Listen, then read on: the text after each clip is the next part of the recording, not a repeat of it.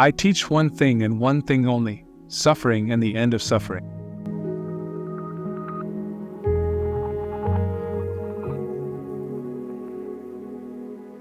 Siddhartha Gautama, also known as the Buddha, was a South Asian philosopher and spiritual teacher. Much of his life is shrouded in legend. His beliefs and teachings lie at the heart of Buddhism, a religion that has become one of the most widely practiced faiths in the world. Almost all we know of Siddhartha Gautama's life comes from biographies written by his followers centuries after his death, which differ widely in many details. What is certain is that he was born in Lumbini, modern-day Nepal, sometime around 560 BC. His father was an official, possibly the clan leader, and Siddhartha led a privileged life of luxury and high status. He spent his childhood living in a palace, unaware of the hardships faced by regular people. One day, while traveling, Siddhartha saw three things: an old man, a diseased person, and a corpse being cremated. For the first time, he became aware that there was old age, sickness, and death in the world. Moved by the suffering he saw, Siddhartha realized that there was more to happiness than just physical comforts. Buddhist legend says that at the age of 29, Siddhartha decided to give up all his possessions and leave the palace and his family to become an ascetic, a penniless wanderer. He began a quest to solve the problem of human suffering. He deprived himself of basic comforts, hoping that this would free his mind from the desires of his body, which he saw as the cause of his suffering. Although revered by Buddhists for his wisdom, Gautama was neither a messiah nor a prophet, and he did not act as a medium between God and man. His ideas were arrived at through reasoning, not divine revelation, which marks Buddhism out as a philosophy as much as, perhaps even more than, a religion. His quest was philosophical, to discover truths, and he maintained that these truths are available to all of us through the power of reason. Like most Eastern philosophers, he was not interested in the unanswerable questions of metaphysics that preoccupied the Greeks. Dealing with entities beyond our experience, this kind of inquiry was senseless speculation. Instead, he concerned himself with the question of the goal of life, which in turn involved examining the concepts of happiness, virtue, and the good life. In his early life, Gautama enjoyed luxury and, we are told, all the sensual pleasures. However, he realized that these were not enough on their own to bring him true happiness. He was acutely aware of the suffering in the world, and saw that it was largely due to sickness, old age, and death, and the fact that people lack they need. He also recognized that the sensual pleasure we indulge in to relieve suffering is rarely satisfying, and that when it is, the effects are transitory. He found the experience of extreme asceticism, austerity, and abstinence equally dissatisfying, bringing him no nearer to an understanding of how to achieve happiness. Gautama came to the conclusion that there must be a middle way between self-indulgence and self-mortification. This middle way, he believed, should lead to true happiness, or enlightenment, and to find it he applied reason to his own experiences. Suffering, he realized, is universal.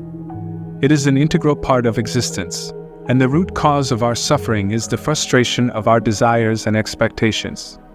These desires he calls attachments, and they include not only our sensual desires and worldly ambitions, but our most basic instinct for self-preservation.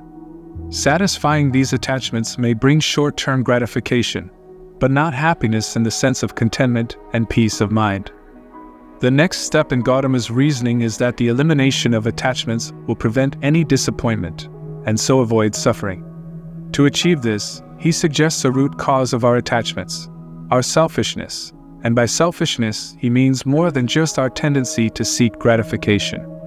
For Gautama, selfishness is self-centeredness and self-attachment, the domain of what today we would call the ego. So, to free ourselves from attachments that cause us pain, it is not enough merely to renounce the things we desire. We must overcome our attachment to that which desires. But how can this be done?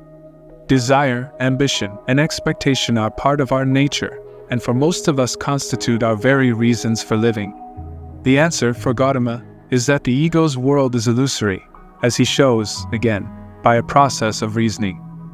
He argues that nothing in the universe is self-caused, for everything is the result of some previous action, and each of us is only a transitory part of this eternal process, ultimately impermanent and without substance.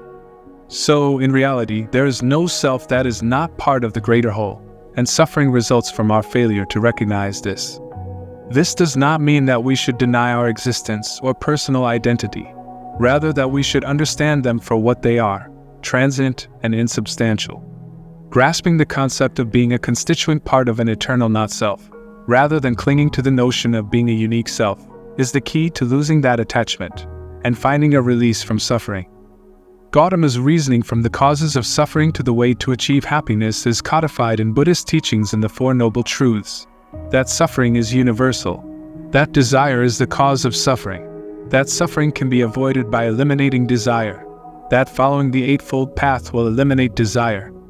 This last truth refers to what amounts to a practical guide to the middle way that Gautama laid out for his followers to achieve enlightenment. The Eightfold Path: right action, right intention, right livelihood, right effort, right concentration, right speech, right understanding, and right mindfulness, is in effect a code of ethics, a prescription for a good life and the happiness that Gautama first set out to find. Gautama sees the ultimate goal of life on earth to be the ending of the cycle of suffering, birth, death, and rebirth into which we are born. By following the Eightfold Path, a man can overcome his ego and live a life free from suffering, and through his enlightenment, he can avoid the pain of rebirth into another life of suffering. He has realized to become one with the eternal. He has attained the state of nirvana. In the Brahmanism of Gautama's time, and the Hindu religion that followed, nirvana was seen as becoming one with God, but Gautama carefully avoids any mention of a deity or of an ultimate purpose to life. He merely describes nirvana as unborn, unoriginated, uncreated, and unformed, and transcending any sensory experience. It is an eternal and unchanging state of not being, and so the ultimate freedom from the suffering of existence. As we come to the close of this journey into the profound teachings of Siddhartha Gautama on the subject of suffering, it's clear that his wisdom continues to resonate through the ages. The path he illuminated is not just a historical relic, it's a timeless guide that holds the potential to transform our lives even today. May we embark on our own personal journeys, armed with the wisdom that suffering, while an inevitable part of life, need not define our existence.